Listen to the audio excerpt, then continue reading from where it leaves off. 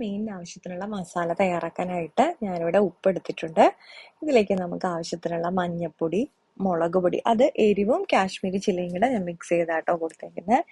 ഇനി ഇതിലേക്ക് ഞാൻ ചേർത്തത് മല്ലിപ്പൊടി, ലേശം കുരുമുളക് പൊടി, അതുപോലെ തന്നെ ലേശം ഉലുവ പൊടിച്ചതും പെരിഞ്ജീരകം, ഒരു നുള്ള് അരിപ്പൊടി ഇങ്ങനെ ചേർത്ത് കൊടുത്തിട്ടുണ്ട്. ഇനി ഇതിലേക്ക് ലേശം നാരങ്ങ നീരും കൂടെ പിഴിഞ്ഞൊഴിച്ചതിന് ശേഷം നമുക്ക് കുറേശ്ശെ വെള്ളമൊന്നും ചേർത്തിട്ട് ഈ മസാല നന്നായിട്ടൊന്ന് കുഴച്ചെടുക്കാം. നമുക്ക് ചെറു ചൂടുവെള്ളം ചേർത്ത് മിക്സ് ചെയ്യണമെന്നുണ്ടെങ്കിൽ ഈ സമയത്ത് അങ്ങനെ ചേർത്ത് കൊടുത്തിട്ട് മിക്സ് ചെയ്തെടുക്കാം കേട്ടോ.